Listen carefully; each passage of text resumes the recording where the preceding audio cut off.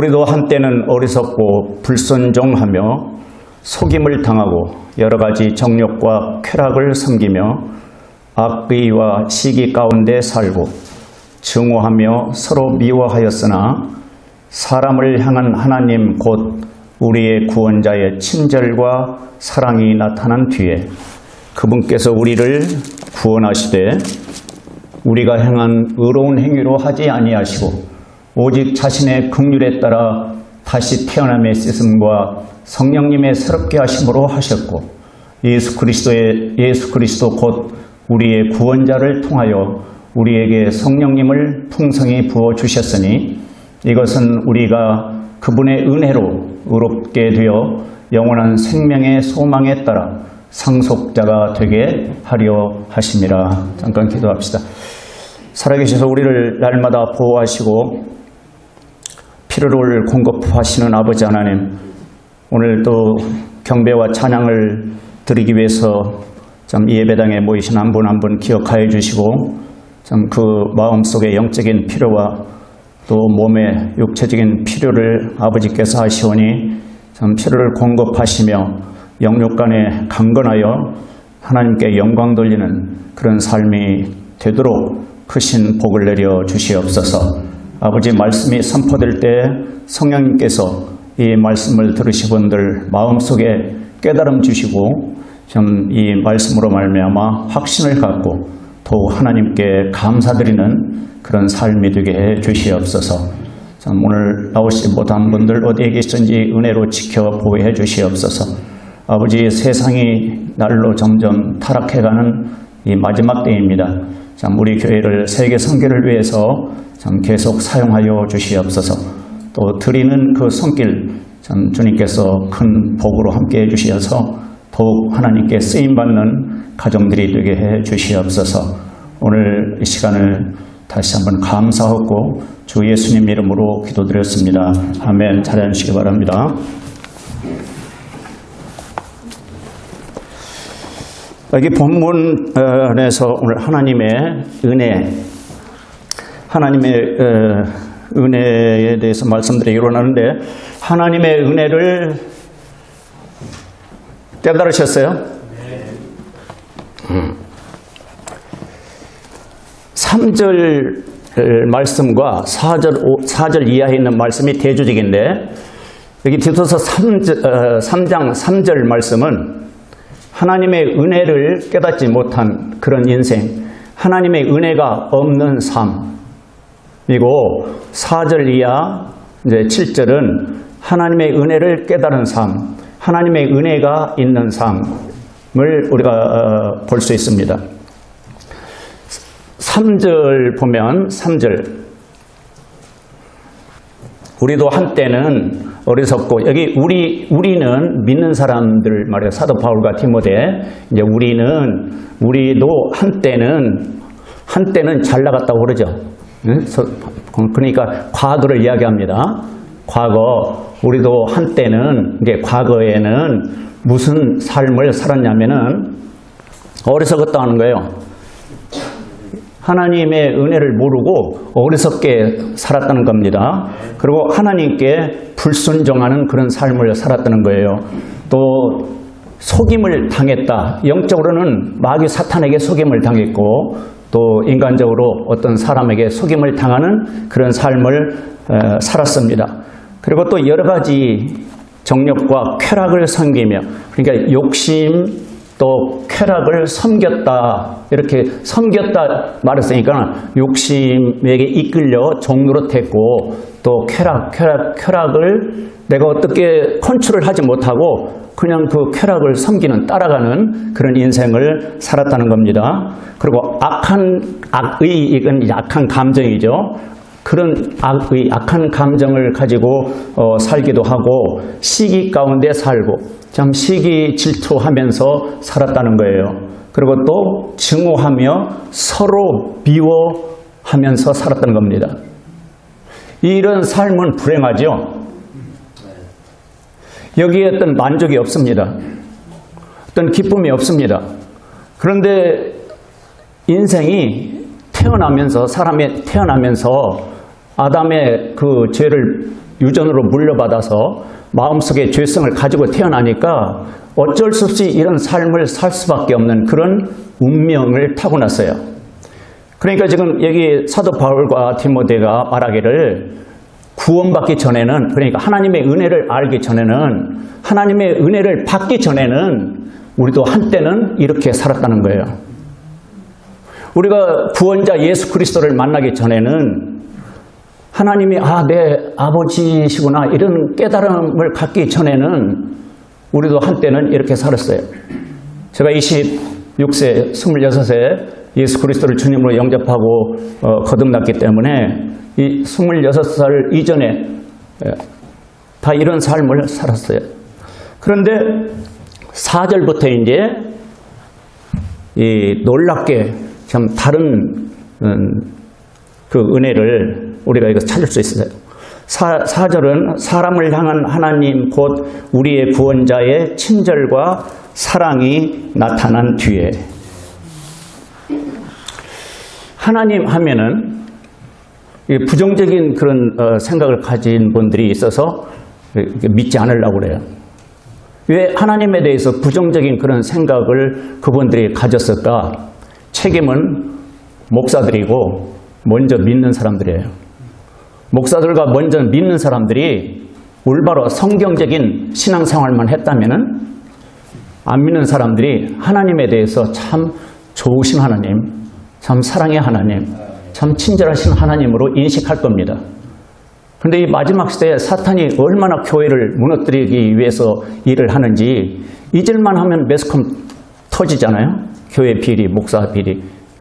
잊을만 하면 터지고 그러니까는 이 세상 사람들이 아주 하나님에 대해서, 교회에 대해서, 물론 어떤 사람들은 하나님 좋으신 하나님이다 하는데 교회에 대해서 아주 부정적인 그런 생각을 갖고 사는데, 사람을 향한 하나님의 우리의 구원자의, 여기 하나님을 우리의 구원자로 말씀하고 있어요.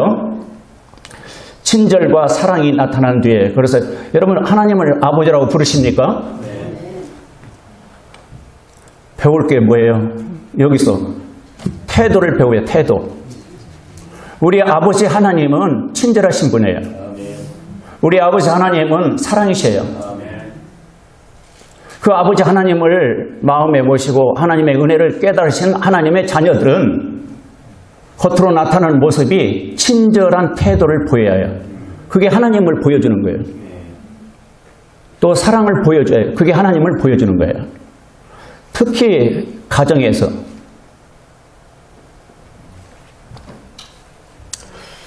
사랑이 나타났어요. 하나님의 친절과 하나님의 사랑이 나타났어요. 그 나타난 사건이 십자가예요. 믿습니까? 우리 4절, 5절은 하나님의 은혜에 대한 성경적인 정의입니다. 은혜가 뭐냐? 은혜를 설명해 주세요. 5절에서 그분께서, 하나님께서 우리를 구원하시되, 하나님을 구원자라고 말씀했고 또 우리를 구원하시되, 이 구원이라는 의미를 정확하게 성경적으로 좀 깨달으시면 좋겠는데 시간이 없으니까 그냥 구원하면 무엇으로부터 구원이에요? 구출, 구조. 무엇으로부터? 1차적으로 많은 분들이 질병, 무슨 사업이 기울 때, 또 무슨 하여튼 가정이 좀 어려워질 때 그런 것들을 위해서 구원해달라고 기도할 수 있어요. 그러나 성경에서 가장 강조하는 구원 강조하는 것은 죄의 심판으로부터, 지옥으로부터 그겁니다. 예수님 믿지 않고 하나님 믿지 않아도 건강하고 사업 잘 되고 가정생활 행복하고 인생 편안하게 사는 부름들 얼마나 많아요. 근데 성경에서 구원하면 1차적으로 머릿속에 지옥으로부터, 죄의 형벌로부터, 죄의 심판으로부터 구원인데, 하나님의 친절과 사랑이 나타났는데 예수 그리스도를 통해서 나타났어요. 5절을 여러분이 암송하시면서 이 하나님의 은혜를 아직 깨닫지 못한 분들에게 전도하시기 바랍니다. 예수님 믿지 않고 싶어, 나 하나님 믿지 않고 싶어, 교회 가고 싶지 않아, 그런 분들에게 오해를 좀 풀어줘야 해요. 오해를. 5절 중요한 구절이에요. 그분께서 우리를 구원하시되 우리가 행한 의로운 행위로 하지 아니하시고 오직 자신의 긍휼에 따라 다시 태어남의 씻음과 성령님의 새롭게 하심으로 하셨고, 여기서 제가 좀 여러분과 함께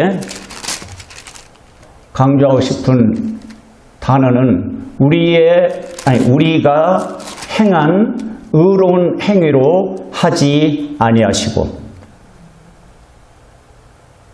종교는 의로운 행위를 해야만 구원받을 수 있다는 거예요. 어떤 선한 일을 해야만 죄의 문제가 해결되고 하나님의 왕국, 천국에 들어갈 수 있다는 거예요. 그게 이제 종교의 가르침이고, 행위를 강조하는 게 의로운 행위, 선한 행위, 거기에 근거해서 하나님의 왕국에, 천국에 들어갈 수 있다고 가르치는 것이 종교니까, 종교에 빠지면은 더 열심히 하겠죠. 의로운 행위, 선한 행위를 하려고 열심히 하겠죠.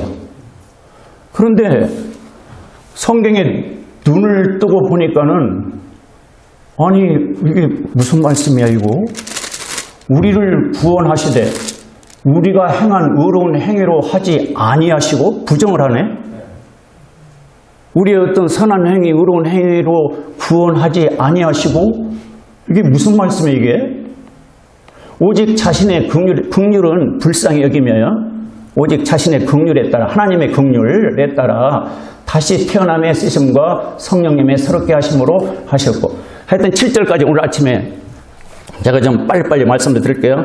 7절까지 무엇이 은혜인가 제가 6가지를 말씀드리겠어요. 자, 3절은 아까 3절은 하나님의 은혜가 없는 삶이에요. 하나님의 은혜를 깨닫지 못한 삶이에요. 우리 구원자 예수 그리스도가 없는 삶이 3절이에요. 우리도 한때는, 제가 하나님의 은혜를 몰랐을 때, 예수 그리스도의 그 구원의 은혜를 몰랐을 때 3절에 있는 말씀처럼 살았어요. 근데 이제 4절에서 7절까지 하나님의 은혜 6가지. 하나님의 은혜가 뭡니까? 설명해달라면, 은혜 단어 자체는 거저 베푸는 거, 공짜로 주는 것이 은혜잖아요. 받을 자격이 없는데 이렇게 거저 베풀어주는 호의, 이게 은혜입니다. 근데 이제 성경에서 핵심적으로 하나님의 은혜가 뭐죠? 그러면은 여기에 4절부터 7절까지 이 말씀을 설명해 줘야 해요. 하나님의 은혜가 뭐죠? 하나님의 은혜를 깨달은 날부터, 골로새서 1장 6절은 이런 말씀이 있어요. 이 복음이 온 세상에 있는 것 같이 너희에게 이르렀으면, 이제 복음이 이제 이르렀는데 너희가 그것을 듣고 진리 안에서 하나님의 은혜를 안 그날부터, 골로새서 1장 6절, 하나님의 은혜를 안 그날부터 너희 안에서도 열매를 맺는 것 같이 열매를 맺는도다. 그러니까 하나님의 은혜를 깨달은 그날부터 진정한 신앙생활이 시작돼요. 그 전에는 종교생활이에요. 종교생활은 내 선한 행위, 의로운 행위, 거기에 근거해서 내가 천국 들어가겠지, 죄를 용서받겠지, 그게 종교생활이고, 성경은 복음을 통해서 하나님의 은혜를 깨달은 그날부터 열매를 맺더라, 나타나게 돼요. 여러분, 정말 하나님의 은혜를 깨달은 그 신앙, 그런 믿음은 무엇으로 나타나냐면은 감사로 나타나요. 그 신앙의 표현이 감사예요. 감사. 뭐 인간적으로도 부모님의 은혜를 깨달을 때, 내가 부모님에게 너무 잘못했네, 가서 용서를 빌고 이제 잘하겠습니다, 사람이 바뀌잖아요, 자녀들이. 은혜를 모르는 자녀들은 계속 달라고만 하지 뭔가 섬기려고 하잖아요. 감사함으로 섬기려고 하지 않아요. 이것이 은혜를 깨달은 사람과 깨닫지 못한 사람의 차이점입니다. 하나님의 친절과 사랑이 이제 나타나서 은혜를 베푸셨는데, 은혜의 내용이 뭔가, 은혜의 내용이, 자, 5절에 무슨 단어가 나오냐면은 그분께서 우리를 구원하시되 구원이 하나님의 은혜입니다. 구원이. 참고 구절은 그냥 제가 불러드릴게요.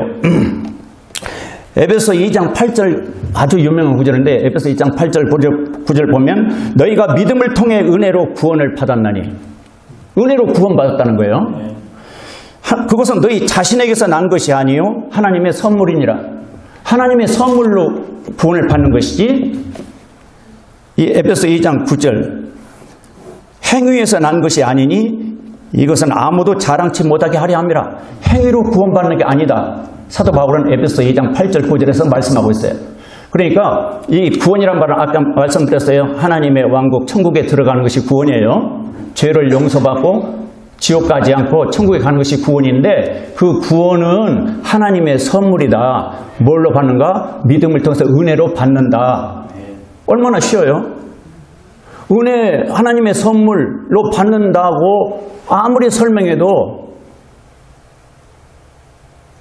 이 영과 혼의 이 존재를 인정하지 아니하는 사람들은 관심이 없어요. 오직 육체만 알지 사후의 세계를 인정하지 않은 사람들은 구원에 대해서 관심이 없어요. 구원이 은혜입니다. 사도행전 15장 11절에도 오직 우리는 그들과 마찬가지로 주 예수 그리스도의 은혜로 구원받을 줄을 믿는다. 주 예수 그리스도의 은혜로. 은혜가 무엇입니까? 구원이 은혜입니다. 은혜로 구원받는다 이 말은 행위를 뭐랄까? 구원에 있어서 행위는 뭐예요? 제로. 행위를 내세웠다면 예수님의 십자가의 피, 그 보혈의 가치, 보혈의 능력을 깎아내리는 거예요. 만약 의로운 행위, 선한 행위로 천국 간다면 예수 그리스도는 십자가에 죽으실 필요가 없었습니다.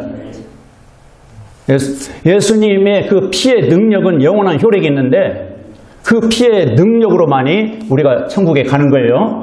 그래서 은혜입니다. 은혜. 잘 모르시겠거든 집에 가서 이 말씀 다시 읽어보시고 한 100번만 읽어보시면 하나님이 깨닫게 해주실 거예요. 우리를 구원하시되 우리가 행한 의로운 행위로 하지 아니하시고 얼마나 감사한지. 어떤 때는 나의 행위가 천국 같고 어떤 때는 천국 못 갈 것 같고 이 갈등 속에서 평생 동안 그런 종교생활을 하는 분들이 얼마나 많은지. 근데 하나님의 은혜는 행위로 가는 게 아니래요. 구원은 아니 내가 지금 말 바로 했나? 구원은 행위로 아니고 믿음, 은혜로. 하나님이 우리를 불쌍히 여기셔서 두 번째 은혜가 뭐냐면 다시 5절 무슨 단어가 나오냐면은 다시 태어남이라는 단어가 나와요. born again, 다시 태어남. 사람이 다시 태어난다는 거예요. 아이고 난 내 모습 이대로 사는 게 참 힘들어. 내가 좀 다시 태어날 수 있으면 좀 다시 태어나고 싶어. 그런 사람들 많잖아요. 근데 성경에 보니까 다시 태어남이 있네. 다시 태어남이 있으심과 성령님의 새롭게 하심으로 하셨고 그러니까 성령으로 다시 태어난다. 영적인 출생. 영적으로 다시 태어난다. 육체는 다시 태어나려면 어떻게 1m 70 몸이 어떻게 다시 태어나요? 그러니까 성령으로 다시 태어남. 이것이 은혜다는 거예요. 다시 태어나는 것. 지난주에 제가 모든 생명의 주인은 하나님이시라고 말씀드렸어요. 살아있는 것은 살아있는 것부터 나와요. 씨앗도 그러고 하여튼 동물도 그러고 모든 생명은 생명에서 생명이 나오지 죽은 곳에는 생명이 안 나와요. 그러면 최초의 생명이 어디서 왔을까? 창세기 그게 기원의 책인데 만물의 기원 최초의 생명이 어디서 왔을까? 아메바가 뭐 점점점 진화해서 미생물이 진화해서 그럼 그 미생물은 어디서 왔을까? 하나님은 생명이십니다. 우리 주 예수 그리스도는 생명이라고 자신을 소개했어요. 생명으로부터 생명이 나왔어요. 나의 생명이 하나님으로부터 나왔기 때문에 이 생명이 하나님으로부터 나왔다면 정말로 고맙고 감사하지 않겠어요?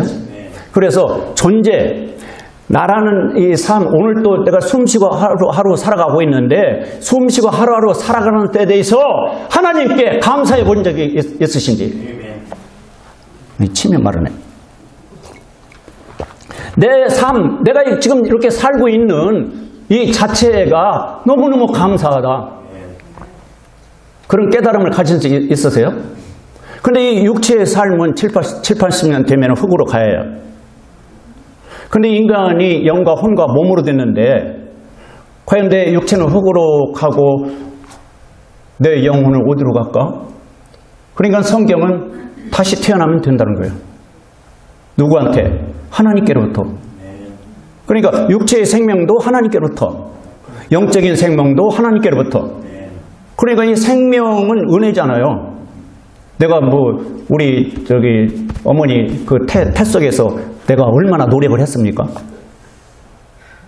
내가 한 게 뭐였어? 아무것도 없어요. 그러니까 생명은 은혜예요, 전적으로. 영적으로도 여기 다시 태어남의 씻음과 성령께서 다 씻어버리고 죄 문제를 다 해결하고 씻어주시고 예수 그리스도를 영접하는 그 순간, 요한복음 1장 12절, 영접하는 자, 곧 그 이름을 믿는 자들에게는, 그러니까 예수 그리스도를 영접하는 순간에 하나님께서 다시 태어나게 하신다는 거예요. 이게 은혜 아니에요? 그런 육체적인 생일이 있듯이 영적인 생일이 있으셔야 돼요. 그 말은 예수 그리스도를 구주와 주님으로 만난 날이 있으셔야 한다. 여러분, 요한일서 5장 12절에 아들이 있는 자에게는 생명이 있고 하나님의 아들이 없는 자는 생명이 없느니라. 유명한 말씀이에요. 여기 좀 내 마음문 여기까지 성령, 예수 그리스도, 하나님 아버지 영이시니까 여기까지 이 세상에 충만해 계셔요. 지금 하나님 아버지의 영, 그리스도의 영, 성령, 영으로 이 세상에 꽉 충만해 계신다고. 그런데 누군지 이 마음 문 앞까지 지금 와 계셔요. 오픈하고 옷이 없어서 리시브 하니까 그냥 들어오시는 거예요. 들어와서 내 영 속에, 양심 속에 딱 자리 잡고 계시는 거예요. 인격적으로. 그런 날이 있으세요? 그래서 요한복음 3장 3절 니고데모에게, 그 사람은 요즘 판사격이에요.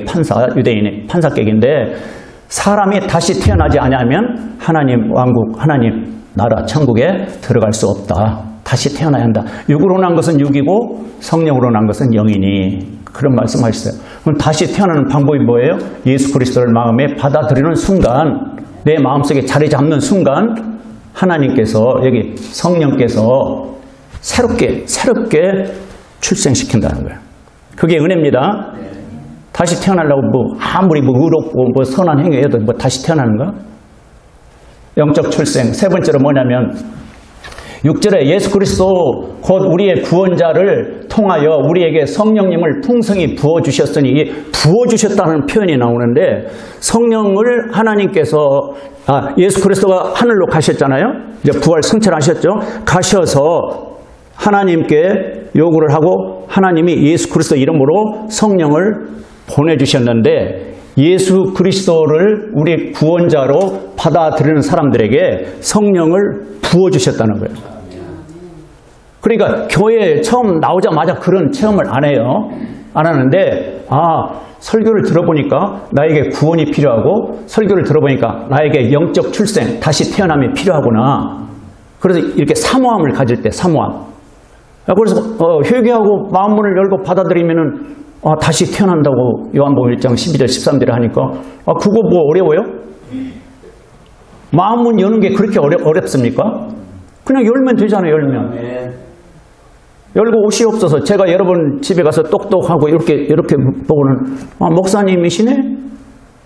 안녕하세요? 그럼 들으라고 안 해. 목사님이시네?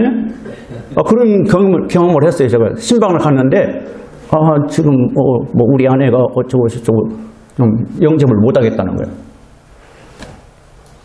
이게 이분에게는 내가 자기 목사가 아니구나.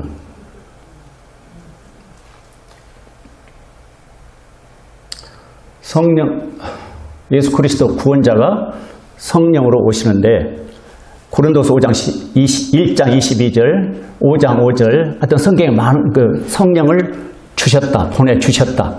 증거로 이제 구원받은 증거로, 하나님 자녀란 증거로 성령을 보내주셨다. 근데 이것이 은혜예요. 그러니까 마음을 오픈하고 예수 그리스도를 받아들였을 때 예수님만 오시는 게 아니라 삼위일체 하나님이시니까 아버지도 오시고 성령도 오시고 예수님도 오시고, 얼마나 놀라운 큰 복이에요 이게.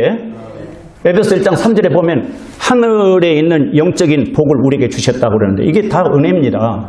은혜예요. 그 다음에 뭐가 있냐면 7절, 이것은 우리가 그분의 은혜로 의롭게 되어, 의롭게 되는 것이 은혜래요. 의롭게 된다는 말이 무슨 말이에요? 의롭게 된다 이 말은 죄를 한 번도 안 지은 것처럼 봐준다, 그런 뜻이에요. 아니, 내가 죄인으로 태어나고 평생 죽을 때까지 죄를 지을 건데 내가 어떻게 의인이 되지? 어떻게 의롭게 되지? 이게 내가 어떻게 해야 내가 의롭게 되는 거예요? 그렇기 때문에 의로운 행위로 하지 아니하고, 의롭게 되는 것은 로마서 5장 1절에 보면 예수 그리스도를 믿기만 하면 의롭게 된대요. 어떻게 해서 그렇게 되는가? 예수 그리스도의 의의가 나에게 전가돼서, 하나님이 보실 때는, 예수 그리스도를 마음에 모시면 하나님이 보실 때는 예수 그리스도를 보고 예수 그리스도의 의의를 우리가 힘입고 의의 옷을 입은 것처럼 보신대요. 이 믿음으로, 은혜로 의롭게 되는 거예요. 성경은 그렇게 말씀하고 있어요. 로마서 4장은 아브라함이 하나님을 믿음에, 그 믿음을 의로 여기느니라. 여러분 마음속에 믿음이 있으십니까? 겨자씨알 만한 믿음, 겨자씨알 조그만하지만 생명이 있어요. 겨자씨알 만한 믿음이 있으면 뭐 산이 바다로 옮긴다고 그러잖아요. 그러니까 아무리 적은 믿음이라도 살아있는 믿음, 생명 있는 믿음은 그 속에 주님께서 약속하시는데 영원한 생명, 다음에 나오죠. 영원한 생명, 미리 가고 있네. 그 생명을 보고 의롭다고 칭의, 의롭다고 인정해 주십니다. 로마서 4장 5장 거기에 놀라운 약속이 있어요. 의롭다함을 얻으셨어요? 그러니까 예수 그리스도를 영접한 사람은 나 죄인이야, 나 죄인이야, 나 죄인이야. 죄인 기분 나쁘잖아요. 그러니까 기분 나쁘게 살지 말라고, 예수 그리스도를 영접하면 너 죄인이 아니야. 너는 의로운 사람이야. 너는 하나님의 자녀야. 성령으로 거듭났어. 그런 신분을 주는 거예요, 신분. 그런 믿음의 생활을 즐겁게 하는 건 뭐냐면은 신분을 망각하면 안 돼, 신분. 이 상태는 이 몸이 아담으로부터 물려받은 몸이기 때문에 이 몸은 예수님이 공중에 오실 때 완전히 변화돼요. 그러니까 다시 오실 그날이 이제 구원의 완성인데, 지금은 영적으로 이 속 사람이 예수 그리스도를 받아들여서 지금 새 사람에 대해서 변화되어가는 과정이에요. 그 신분을 누려야지. 네가 볼 때 나 죄가 많은 것 같지? 나 예수님을 영접하니까 하나님이 나를 의인으로 봐줬어. 나는 의로운 사람이야. 뻔뻔스럽네. 아이고, 예수 믿는 사람들 뻔뻔스러워. 내가 볼 때 뒤따라서 살살 가보니까 죄를 짓더만 뻔뻔스럽게 죄인 아니라고 그러네. 신분은 죄인이 아닙니다. 신분과 상태 구분하세요. 상태는 아직도 죄의 성품이 있어서 우리가 죄를 질 수 있어요. 그런데 용서를 해주셨어요. 무엇을 보고? 예수 그리스도를 영접하니까 십자가의 피로, 그리고 성령이 오셔서 다시 태어나게 하셔서 신분을 하나님의 자녀로 삼아주셨어요. 하나님의 자녀로 삼아주셨으니 그 신분을 누려야지. 이 ID, 그 영주권, 시민권, 미국 시민권 따려고 얼마나 노력합니까? 그걸 내 아내, 내 아내 그 시민권 선사하러 갔을 때 저쪽 동남아시아인가 어떤 유럽 쪽인가 그걸 받아들고 울더라고, 울어. 얼마나 그걸 공부하니라고 했었는지. 그 눈물은 감격의 눈물이지. 얼마나 이 구원의 확신 문제, 이 구원 문제, 이 문제가 확신이 안 들어서 고민했는데 눈이 딱 떠가지고 기도서 3장 5절에서 이하에 보니까는 이거 은혜네. 은혜로 되어지는 거네. 너무너무 감사해서 이 은혜에 감사합니다. 감사합니다. 뭐가 나와요? 전에는 기도예요. 기도. 주시옵소서, 주시옵소서. 뭘 줘? 구원의 확신을 주시옵소서. 천국 가게 해 주시옵소서. 나 이런 행동으로는 천국을 못 갑니다. 주시옵소서, 주시옵소서. 기도만 열심히 하는데 이 눈을 떠서 이게 복음을 깨닫고는 예수 그리스도 영접하면 다시 태어난 거고 모든 죄가 해결됐고 다시 태어나서 신분이 하나님의 자녀고 이제 의인이 됐고 의롭다함을 얻은 하나님의 자녀가 됐다라고 약속한 하나님의 이 약속을 깨닫고 나서는 무엇부터 나오냐면 감사합니다 하면서 찬송을 해요. 찬송. 구원받은 그리스도인들은 찬송이 많아요. 생활 속에서 설거지하면서 찬송, 운전하면서 찬송. 그 다음에 7절 보세요. 이것은 우리가 그분의 은혜로 의롭게 되어 영원한 생명의 소망에 따라 상속자가 되게 하려 함이라. 영원한 생명이 은혜입니다. 영원히 사는 분이 누구예요? 하나님. 영원히 사시는 분이 예수 그리스도. 죽음에서 부활하셨잖아요. 그러니까 어제나 오늘날 영원토록 동일하신 히브리서 13장 8절. 하나님 아버지와 주 예수 그리스도가 영원히 사시는데 그분의 생명을 은혜로 집어넣어 주셨어요. 내 영 속에. 영원한 생명을 은혜로. 요한복음 10장 28절. 믿는 자에게. 그래서 그 소망 가지고 이 땅은 언젠가 나그네 인생길. 이 땅은 나하고 상관없어. 이제 헤어져야 해. 그런데 영원한 생명, 하나님과 영원히 살 수 있는 생명을 주셔서 그 소망으로 우리가 믿음의 생활을 합니다. 이게 은혜예요, 은혜. 마지막으로 상속자란 말이 나와요. 상속자. 상속자 좋잖아요. 뭐 물 받을 것이 있다는 거예요. 아, 상속이 있어요? 부모로부터 상속을 못 받아서 내 인생은 왜 이런 인생이 됐을까? 그런데 그런 분들이 생활력이 강했고 나중에 큰 부자가 되는 분들이 많아. 다 그런 건 아니지만 어떤 분은 그냥 자살해버리지만 상속, 이게 사람이 주는 상속은 그건 유한한 거예요. 영원하지 못해. 근데 하나님이 우리를 상속자로 삼으셨다? 은혜인데 로마서 8장 17절을 제가 읽어드릴게요. 자녀이면 자녀이십니까?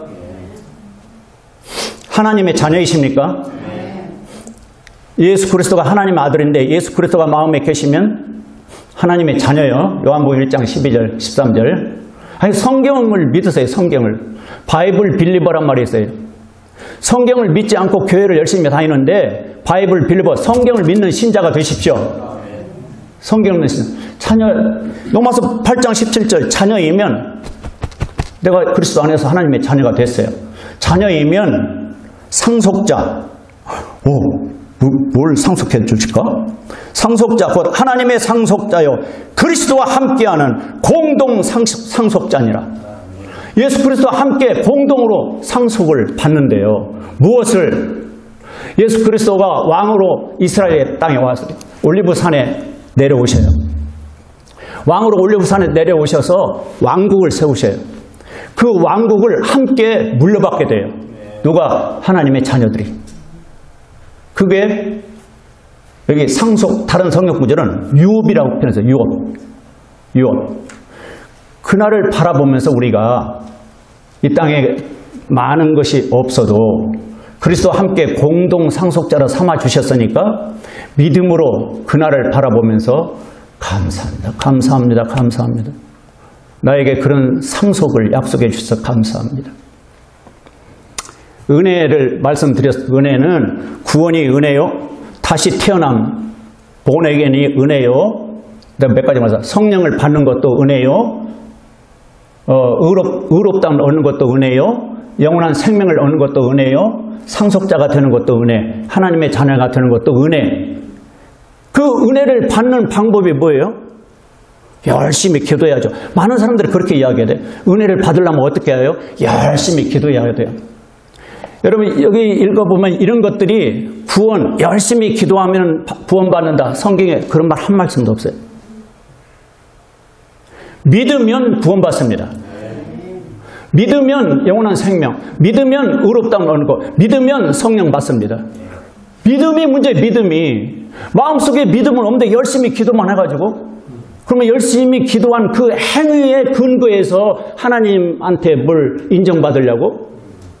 기도해서 헌금해서 무슨 교회 평생 잘 다녀서 다 행위잖아요. 행위. 종교 행위의 근거에서 구원받는다고? 성경은 그렇지 않아요. 믿음이에요. 은혜를 받는 방법은 뭐예요? 행위예요? 믿음이에요? 믿음이에요. 믿음이 있으세요? 그럼 은혜를 받으신 거예요. 오늘 이제 결론적으로 좀 몇 말씀 더 드리고 싶은 것은 은혜를 받으셨으면 은혜를 깨달으시면 은혜를 받은 사람답게 사십시오. 은혜를 못 받은 사람처럼 사시지 마시고 은혜를 받았으면 은혜를 깨달았으면은 뭐가 나온다 해서 제가 골로새서 3장 15절 골로새서 3장 15절 하나님의 화평이 너희 마음 속에서 다스리게 하라. 하나님의 평안이 이 마음을 다스리게 하라. 이게 뭐예요? 믿어야죠. 하나님의 평안을 내가 내 노력으로 끌어당기는가? 하나님의 평안이 화평이 너희 마음속을 다스리게 하라. 뭐 하면은? 믿으면. 믿음이 문제예요. 믿음이. 그 다음에 무슨 말씀이냐면은 너희도 그 화평에 이르도록 한 몸 안에서 부르심을 받았으니 한 몸인데 이게 교회예요. 교회로 부르심을 받았다. 교회에 충성스럽게 나오십시오. 교회는 예수 그리스도의 몸입니다. 예수님의 몸. 예수님 육체가 올라가셨잖아요. 그리고 이제 이 교회를 세우셔서 성령을 보내주시는데 이 교회 성도들을 통해서 세상 사람들에게 예수님을 보여주는 거예요. 우리가 그래서 중요해요. 우리가 신경질 빡빡 내고 막 인상 쓰고 그러면 예수님도 신경질 빡빡 내시는구나. 우리 막 말이 거칠고 그냥 막 나오고 그러면 예수님도 막 욕을 하시네. 우리가 대표니까. 그래서 성령의 열매를 말씀하신 건데 그 뒤에 마지막에 뭐라고 하냐면은 골로새서 3장 15절 부르심을 받았으니 부르심을 받았어요? 부름 받아 나서니 몸 그런 찬송이 때 부르심을 받은 사람은 감사하는 자가 되라 이렇게 되어 있어요. 되라 인격. 감사하는 그런 인격, 감사하는 그런 삶 되라. 좀 제발 되라. 하나님의 은혜를 받았으면 하나님의 은혜를 깨달았으면 감사하는 인격자가 되라. 아멘. 되겠어요? 제가 그냥 이런 식으로 설교해요. 그냥 막 유창하게 해서 막 감동을 받고 막 그냥 아멘 하는 거예요. 좀 실제적으로 그냥 설교를 위한 설교가 아니고 예배를 위한 예배가 아니고 무슨 말씀 한 말씀 들었으면 마음에 새기고 가정에 돌아가서 사회에 나가서 실천하는 그런 성도가 되기를 바라서 그런 질문도 하는데 감사하는 자가 됩시다. 이건 나보고 설교하는 거예요. 감사하는 자가 됩시다. 아멘. 미국 사람들은 에이멘, 한국 사람들은 아멘.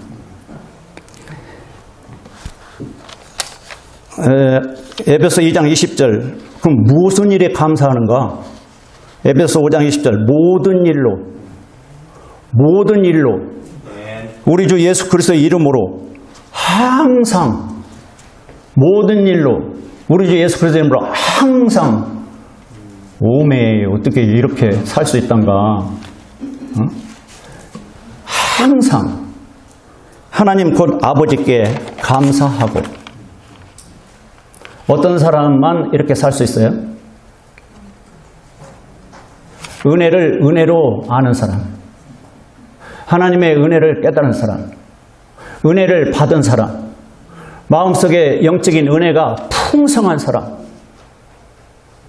그런 사람이 모든 일에 데살로니가전서 5장 18절 여러분 잘 알죠? 범사에 모든 일에서 감사하라. 이것이 그리스도 예수님 안에서 너희에 대한 하나님의 뜻이니라. 하나님 뜻대로 삽시다. 하나님 뜻대로 사는 것은 그리스도 안에서 사는 거고 그리스도 안에서 사는 것은 그리스도 예수님 때문에 모든 일에서 감사하는 삶입니다. 감사하는 삶을 살면 이제 그게 좀 시간 문제인데 감사하는 삶을 살면 삶이 행복해져요. 모든 일에 감사라는 이 말씀의 명령에 순종해서 모든 일에서 감사합니다, 감사합니다, 감사합니다. 자꾸 감사합니다, 감사 노래, 감사 기도, 감사 헌금, 또 뭐가 있어? 하여튼 감사의 삶은 불행이 변하여 행복해져요. 예수님 믿는 사람들은 근데 하루에 3번씩 식사 기도를 해야 말이지. 하루에 3번씩 식사 기도하면은 뭐라고 그래요? 하나님 아버지, 주님 이 음식 주셔서 감사합니다. 하루에 3번씩 감사하니까 얼마나 행복하게 살겠어? 식사 기도 하세요. 감사하면은 이렇게 불행이 행복으로 변하고 감사하면은 계속적으로 복을 받습니다. 감사는 자녀에게 주고 싶지 불평하고 왜 이것밖에 안 줘? 에이 뭐 자식을 낳아놓고는 뭐 이것밖에 안 줘? 뭐 저놈이 그동안에 받은 은혜를 생각 안 하고 괜히 불평만 하네. 국물 쩍국 덥다. 그렇게 인간이 나오는데 하나님한테도 매일 하나님 뭐해 이거? 하나님 뭐해 이게 뭐? 하나님 뭐 좋으신 하나님이라도 뭐해 이거? 자꾸 불평하면은 주시겠어 안 주시겠어?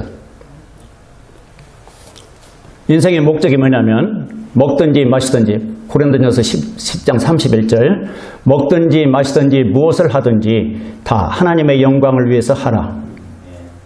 우리 육체적인 생명도 은혜로 우리가 태어났고요. 영적으로 영원한 생명도 은혜로 얻었어요. 얻었어요. 구원을 얻었나니 다 은혜예요. 구원을 얻었다. 요한복음 3장 16절 하나님이 세상을 이처럼 사랑하사 독생자를 주셨으니 주시니까 우리는 그냥 얻기만 한 거예요. 이게 은혜로 구원받았는데 그 은혜를 좀 깨달으면 깊이 깨달은 사람은 감사 생활을 하게 된다. 감사 생활을 하면은 하나님께 영광이 됩니다. 하나님 아버지 주 예수 그리스도 감사합니다. 제가 10대 때 이야기만 하고 마치겠는데 우리 동네 큰 부잣집이 있었어요. 나중에 그분이 이제 면장도 되고. 그러니까는 온 동네 그 10대 아이들이 그 집 사랑방으로 모여. 이쪽 동네 사람들이 와서 이제 재밌게 뭐 윷놀이도 하고 하는 그런 사랑방이 있는데 10대 때 그 사랑방에서 놀았어요. 근데 그것에 대해서 내가 한 번도 감사하다는 인사를 안 한 것 같아요. 그래서 이제 서울로 추적을 해가지고 이제 그 면장님만 돌아가셨고 그 부인이 86세가 됐더라고. 그 아들이 60이고 추적해서 10대 때 감사했어요. 아이고 상렬이 양반 미국까지 가서 목사가 됐네. 성공했네. 아 이게 목사가 된 게 성공한 건가?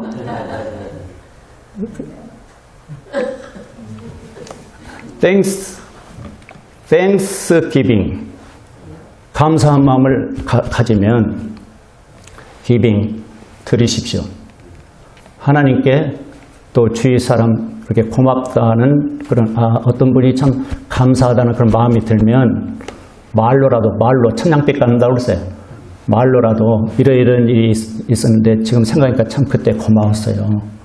땡스기빙 데이 뭐 맛있는 음식 먹는 거기에 의미를 두지 말고 뭔가 하나님께 좀 드리고 특별히 드리고 또 감사해야 할 사람들, 감사를 표할 사람들에게 감사를 표하는 그런 주간이 주시기를 바랍니다.